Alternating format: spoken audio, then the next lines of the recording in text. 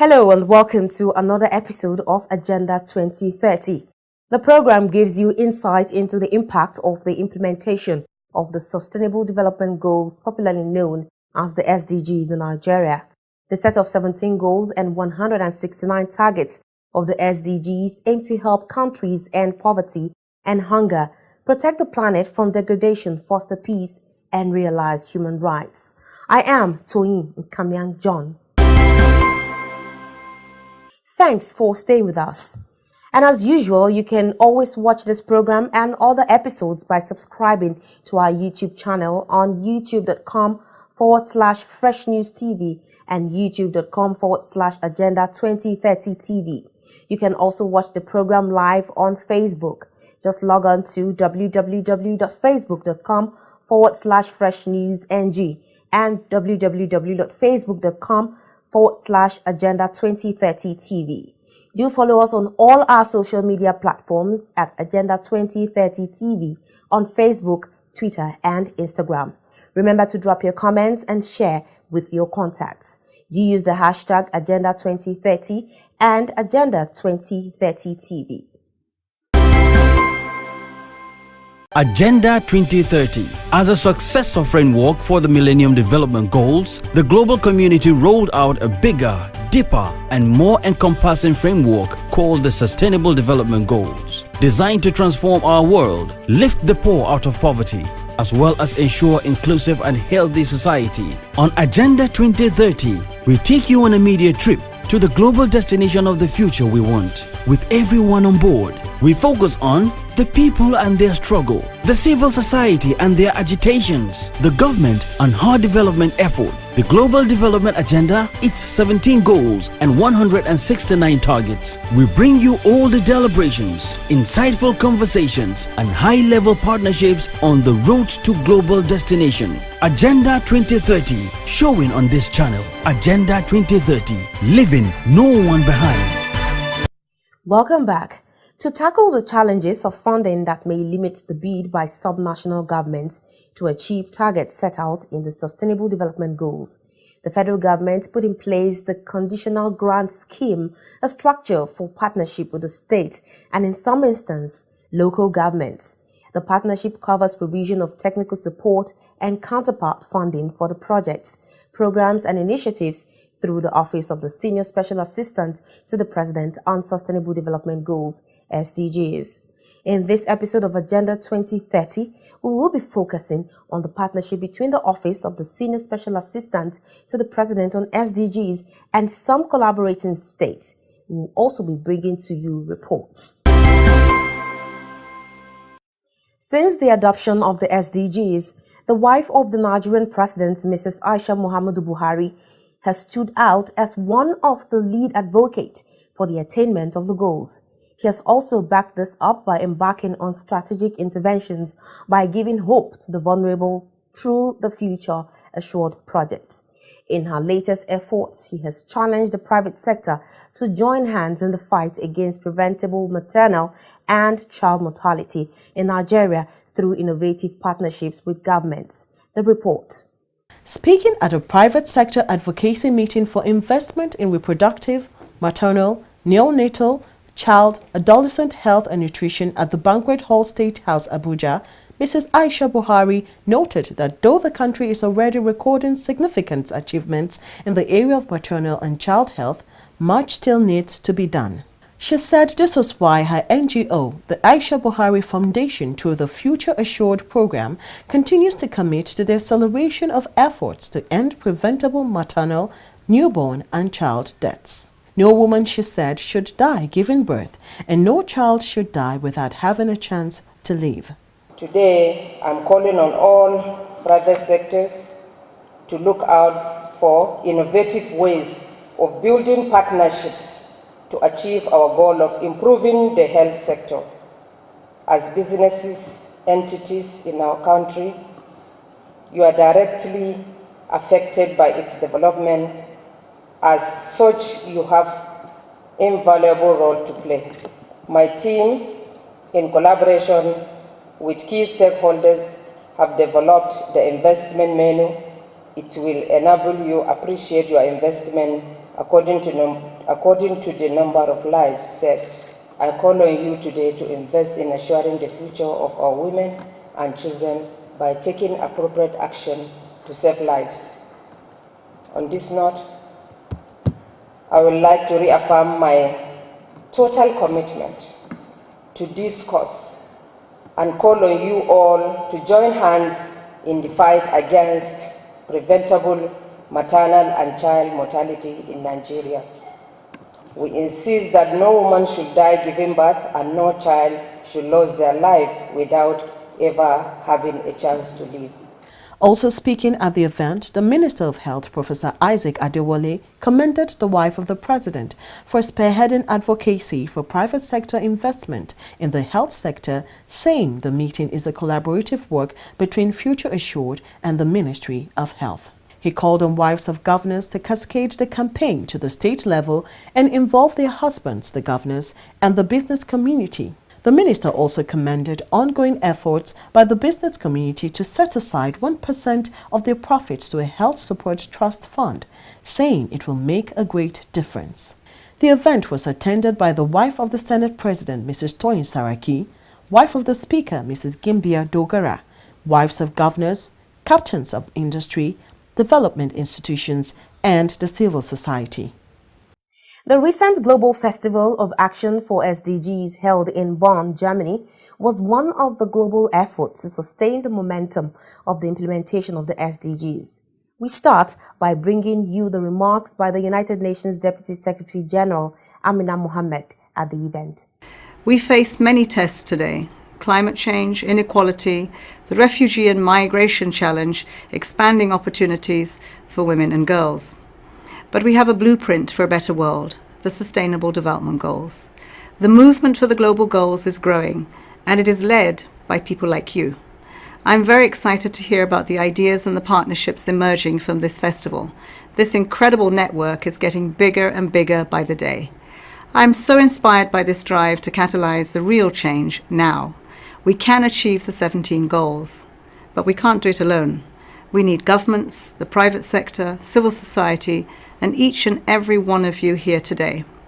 The Global Festival for Action is a meeting place for the doers and the drivers to overcome barriers and create systemic change together. I urge you to keep going. Keep using your knowledge and courage to think outside the box. Keep sharing, keep connecting, keep revolutionizing the way we act for sustainable development. And because there is no time to lose, keep pushing the SDG action now. One anchor pillar of the Sustainable Development Goals is the eradication of poverty. The attainment of this goal, experts say, will definitely have a multiplier effect on the progress of other goals. Efforts in this direction recently received a boost through successful training and empowerment of 536 trainees in Enugu State.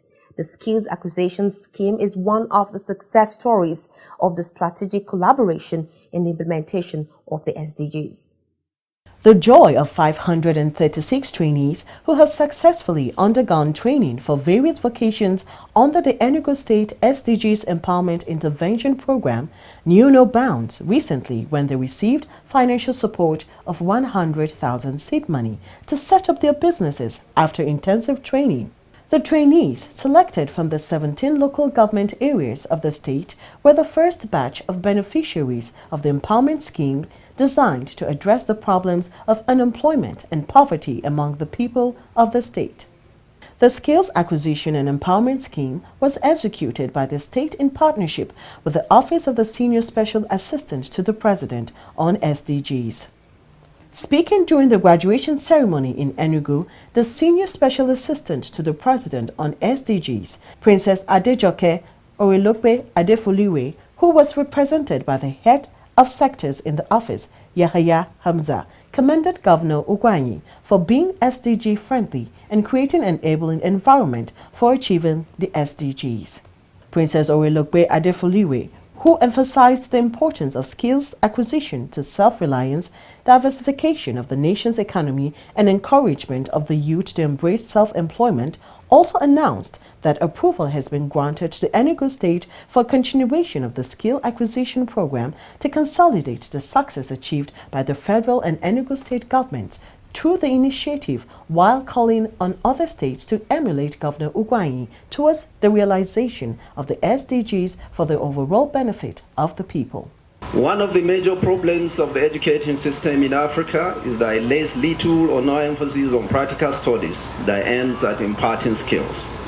The result is that the students graduate from school without necessary skills that makes them employable, or worse still, without the skills to enable them to establish their own businesses with a view to becoming self-reliant.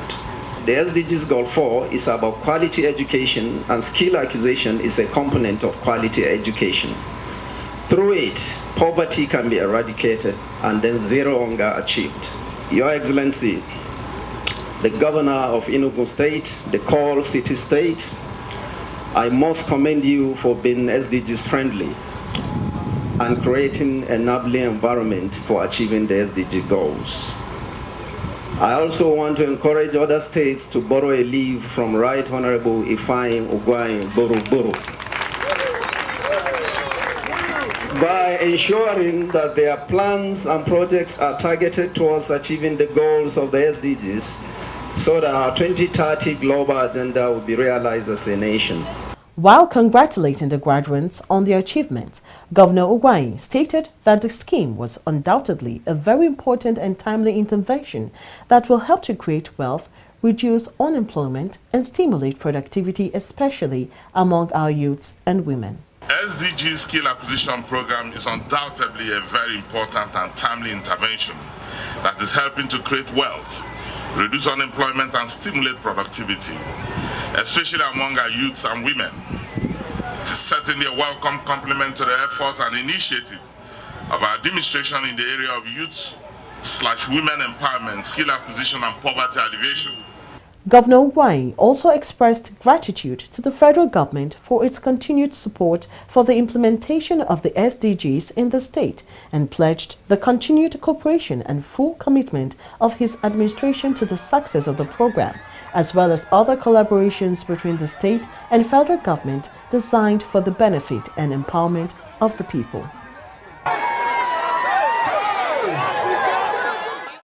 Benue State stands out as one of the earliest states to domesticate the SDGs in Nigeria. This was followed up with a prompt and concrete action to access counterpart funding from the Office of the Senior Special Assistant to the President on SDGs. These efforts have started yielding results with the delivery of people-oriented projects for the benefit of the people. The report. The crown in the jaws of achievement by the Benue State government is unarguably the imposing Benue State Center for Enterprise Development and Innovation in Makurdi. The center has facilities for training of youths in every area of vocation, just like other skills acquisition centers in Apa Ajila and Bajimba in Ado and Guma local government areas. All the centers will provide a much-needed platform for skills acquisition, which will empower the unemployed youth in the state to become entrepreneurs, thereby removing many from falling into poverty. On a recent walking visit to the state, the Senior Special Assistant to the President on SDGs, Princess Adejoke Orilope Adefulire, embarked on an inspection tour of the project, which was constructed in partnership with her office. She also promised to fast-track the process of ensuring that the project is immediately completed and put into usage in the interest of the people. To ensure the successful implementation of the Sustainable Development Goals across the country, the importance of strong support from the legislature cannot be overemphasized. The Benue State government, in realization of this, recently organized a one-day workshop for the members of the House of Assembly with support from the Office of the Senior Special Assistant to the President on SDGs and technical backstopping from the UNDP. The report. One of the concerns with implementation of the Sustainable Development Goals is the challenges of proper funding for achieving the targets set out in the development framework. Tackling the issues of funding is important and requires the support of the lawmakers. The need to overcome this challenge, as well as enlist the buy-in of the state legislature, necessitated the one-day sensitization and advocacy workshop for members of the State House of Assembly on Sustainable Development Goals in Benue State recently. Lawmakers in state houses of assemblies, apart from being close to the grassroots as representatives of their various constituencies, are also saddled with the statutory responsibility of approving annual budgets of their states. It is therefore believed that effective partnership between the legislature and the executive is essential for the achievement of the SDGs. The workshop, which treated a wide range of topics, was organized with the theme, "The Role of State Houses of Assembly in the Implementation and Achievement of the SDGs." It provided an opportunity for the government to restate its commitment to good governance and implementation of pro-poor programs and projects. Governor Samuel Ortom said his government attached great importance to the SDGs and being the first state to domesticate the initiative, it would ensure that the state does not fall behind in its strive for the attainment of the goals. The Senior Special Assistant to the President on Sustainable Development Goals, Princess Adejoke Orelokwe Adefulire, emphasized that the successful implementation of the 2030 Agenda in Benue State requires grassroots acceptance as well as policies, laws, and financial resources to effectively implement them. Early engagement in mainstreaming and prioritizing the goals, targets, and indicators, and support in the implementation process. The United Nations Resident Coordinator and UNDP representative in Nigeria, Edward Kalon, on his part, maintained that implementing the SDGs requires effective coordination with and between multiple layers of governance, both national and subnational, as well as strengthening partnership with diverse stakeholders, civil society, parliament, and local authorities. In the interview, we will be bringing to you next the governor, who gave more insight on how he employs the SDGs framework in the development of his state. Here's an excerpt. Sustainable Development Goals remain one program that has the capacity of providing jobs, creating wealth, and providing several opportunities for our people. But what attracted me most was not just domesticating the program in my state, but domesticating it with the people. One culture that we have around our people today is that government programs or government property are nobody's property. But this is a program that the direct beneficiaries are co-managing it. And so it makes it much easier for the people. And again, for the fact that there is provision for partnership, gave me encouragement. For me, bringing counterpart funding and getting something in addition is a plus as far as I'm concerned, because it adds value to development. And I looked at all this and I saw the totality of the value addition that we come. For us to eradicate poverty in our lands, it must start with the people at the grassroots.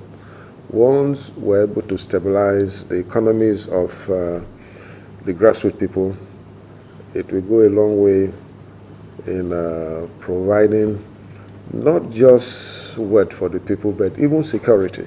Our Sustainable Development Program seek to do this. So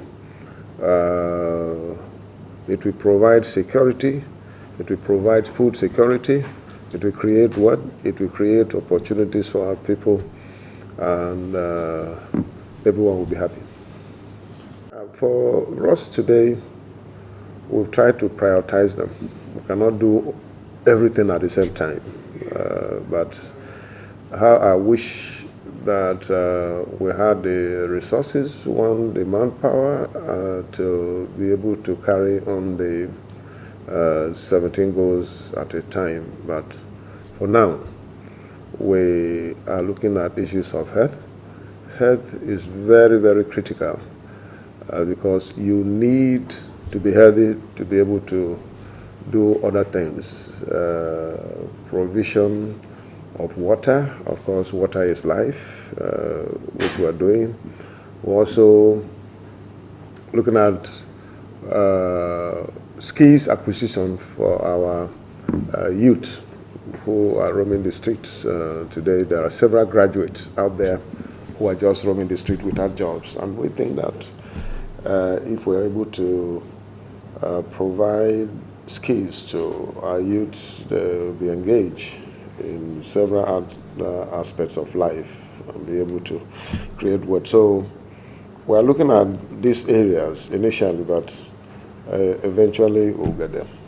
SDGs program are so dear to me because they seek to encourage, elevate, and also lift people from that poverty level to a level that they can appreciate the essence of life.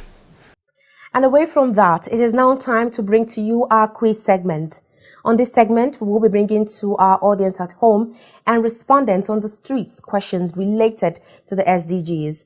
Selected winners from among the participants will be invited to the Agenda 2030 studios for the live quiz segment, from where the overall winner and the runners-up will be entitled to our special prizes. First, let's bring to you the views of the respondents on the streets.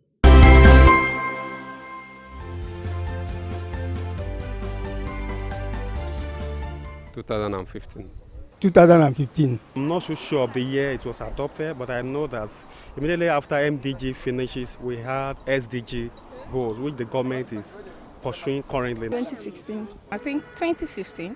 It was adopted in 2015. It was adopted in 2015. 2015, I think, after the MDGs came to an end. 2015. I think 2015, when the present administration came in. Nigeria will continue to support the United Nations in all its efforts, including the attainment of the 2030 Agenda for Sustainable Development. I thank you. Agenda 2030, showing on this channel. Agenda 2030, leaving no one behind. Welcome back. Last week, we asked, what is the lifespan of the SDGs? For those who didn't know, the lifespan of the SDGs is 15 years. We have some winners and will be contacted at the end of this first season. For our question of the week, what are the 3 dimensions of development upon which the SDGs are built? Send your answers to the number and email on your screen. Do endeavor to include your name and your phone numbers in your response. Remember, you can also watch this program and other episodes by subscribing to our YouTube channel on youtube.com/FreshNewsTV and youtube.com/Agenda 2030 TV. You can also watch the program live on Facebook. Just log on to www.facebook.com/FreshNewsNG and www.facebook.com/Agenda 2030 TV. Follow us on all our social media platforms at Agenda 2030 TV on Facebook, Twitter, and Instagram. Remember to drop your comments and share with your contacts. Do use the hashtag Agenda 2030 and Agenda 2030 TV. And that's our package for the week. Thank you very much for being part of the program. My name is Toyin Kamian John. We'll see you again next week. Until then, bye.